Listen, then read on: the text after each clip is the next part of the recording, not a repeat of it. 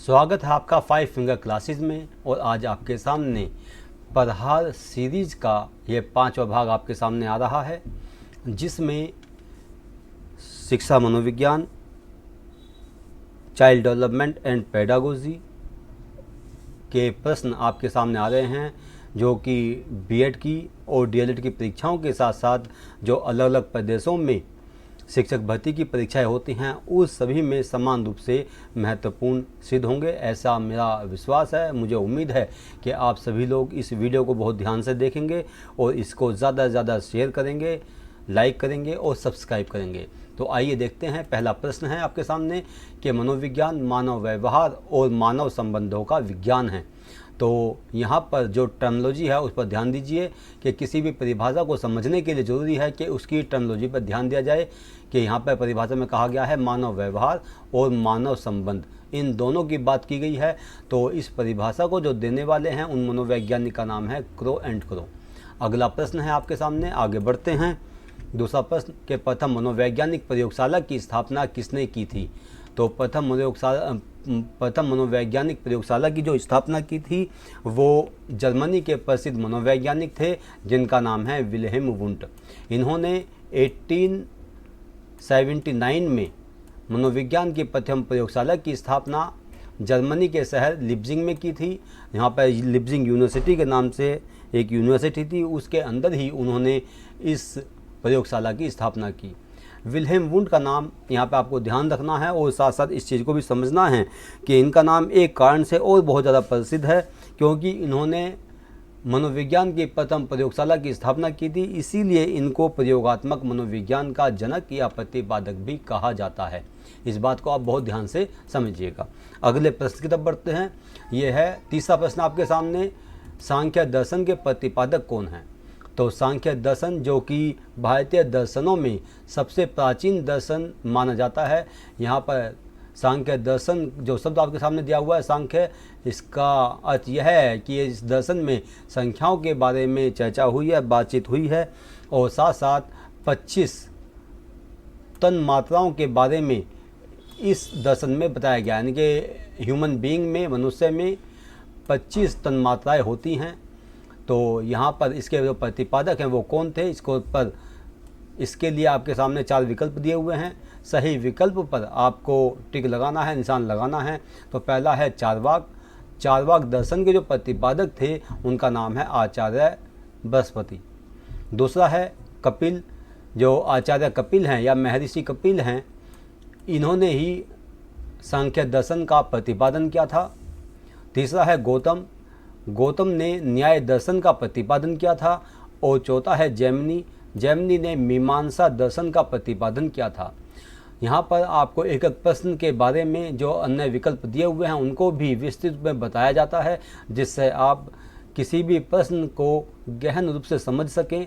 यहाँ पे जब मैं बात कर रहा हूँ यहाँ पे जैमिनी की, जो कि मीमांसा दर्शन के प्रतिपादक हैं, तो मीमांसा दर्शन को 2 भागों में बांटा गया है, पूर्व मीमांसा और उत्तर मीमांसा।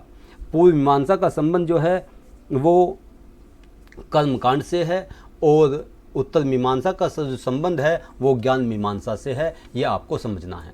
छोटे छोटे प्रश्न ही हमें परीक्षाओं में सफलता दिला पाते हैं, इसीलिए इनको बहुत ध्यान से समझना जरूरी है।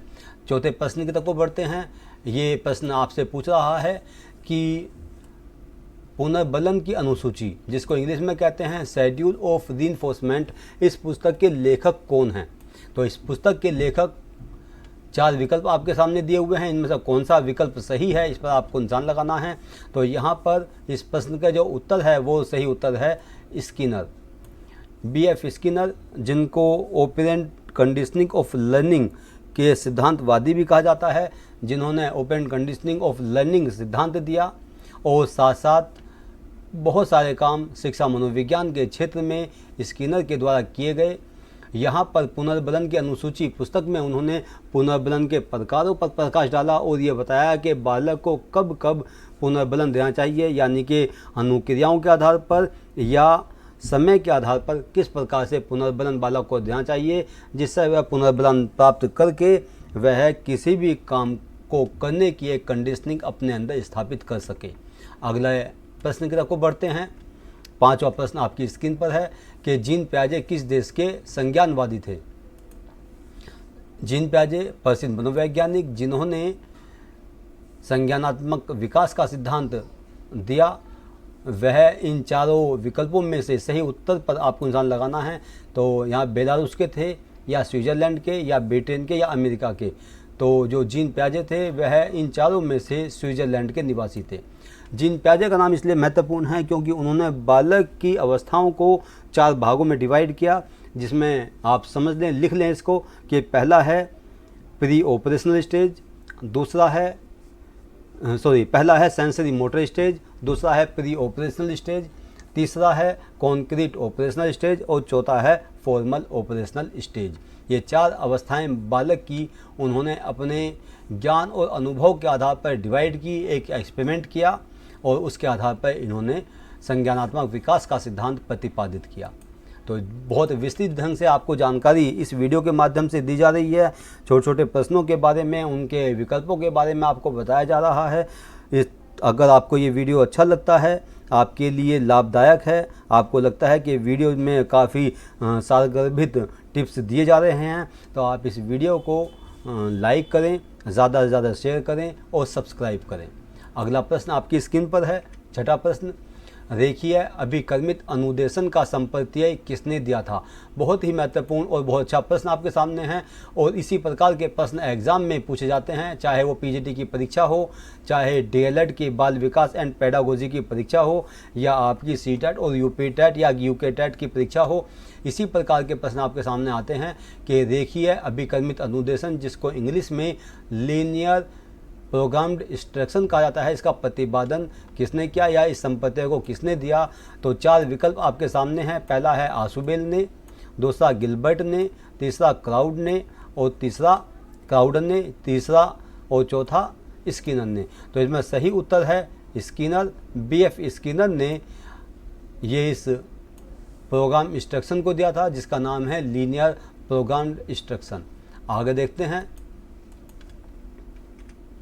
7वां प्रश्न आपके सामने है कि शिक्षा मनोविज्ञान अधिक बल देता है। ये कथन दिया गया आपके सामने कि किस पर बल देता है शिक्षा मनोविज्ञान, पाठ्यक्रम केंद्रित शिक्षा पर, या शिक्षार्थी केंद्रित शिक्षा पर, या शिक्षक केंद्रित शिक्षा पर, या विद्यालय केंद्रित शिक्षा पर। तो इसमें सही उत्तर होगा कि जो शिक्षा मनोविज्ञान है, इसमें जो बात की जाती है वो बालक की जाती है, बाल मनोविज्ञान की जाती है, बाल विकास की जाती है। बालक की शिक्षा पर बल दिया जाता है कि बालक को कैसे पढ़ाया जाए, कैसे सिखाया जाए।